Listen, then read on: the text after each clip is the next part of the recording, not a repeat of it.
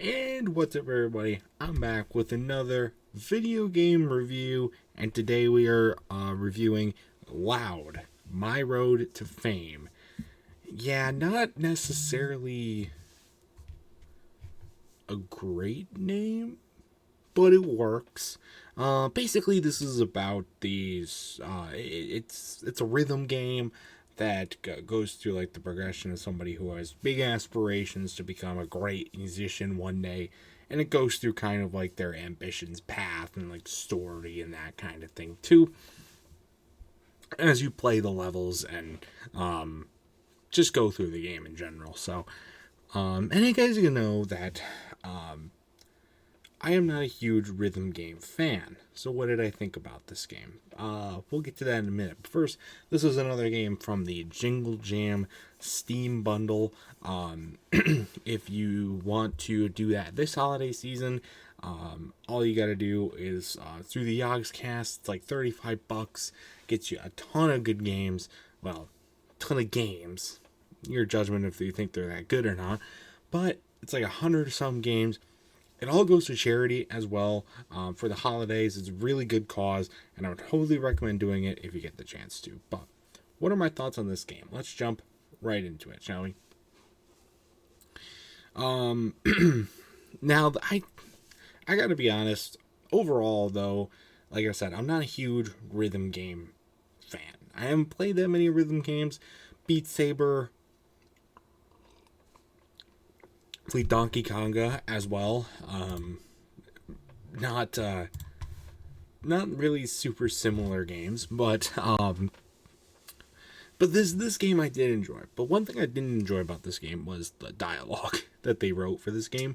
It is cringe. They very cringe, and they use cringe in this game. It's meant to try and depict the dialect of teenagers, and they try too hard for it. Like, it's like you could have just written a little bit more generic type dialogue. It just doesn't. It just makes it not like have any meaning to it or any like depth to it. It just feels very chopped, as does the story in general. There's really two main elements to this game: the levels themselves and the story. The story, I think, was pretty cheap.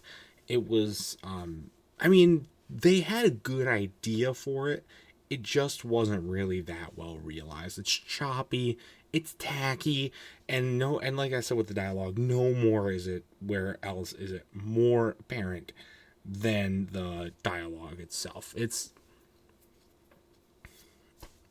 yeah, so that's pretty. I mean, it's still a decent story. Like it keeps you intrigued, and stuff like that. It keeps you going, but it's nothing like to write home about. You know what I'm saying? And then how about the levels themselves? I think the levels are actually quite fun, which I did not think.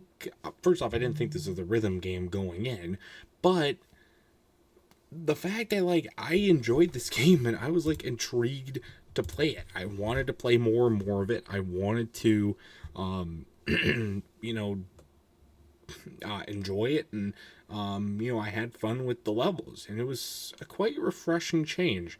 It didn't feel like it just like threw you in and expected you to know everything, or it just wasn't like overly complicated. That's not to say it wasn't super easy though.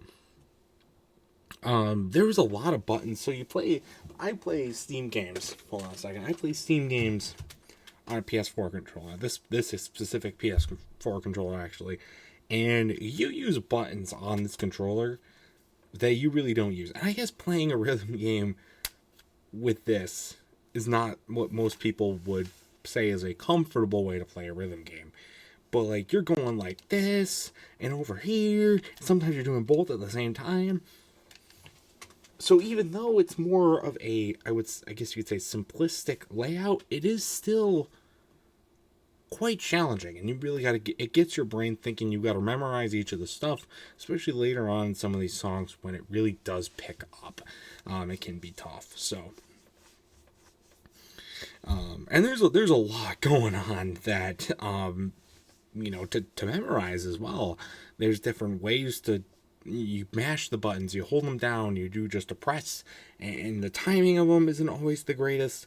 And sometimes it's just impossible. Sometimes they figure out, okay, this has to go here, here, here, and you gotta like press them in sequential, and there's ways, and like they highlight the lines to help you out a little bit. But even so, like it's really hard to keep track of them all.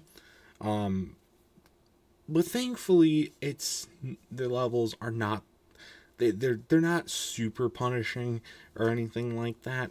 So I didn't really have any too bigger problems, and they're not really that long either. I Beat Saber, I mean, I only really know Beat Saber stuff from Dark Room 7, and you can create custom maps in that game, and some of them are a lot longer, but I don't know, I feel like the levels in that game are substantially longer than this one, even some of the easier ones. But this game felt a little more manageable in that regard too. So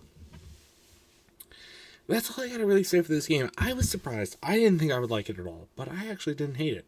I enjoyed it, and it's not like the greatest game I've ever played, but as far as rhythm games, it's probably the best one that I've played, and I would say that wholeheartedly. And I would definitely recommend it if you are a rhythm game fan. I would definitely recommend getting this game and trying it out, because I think you'll enjoy it too.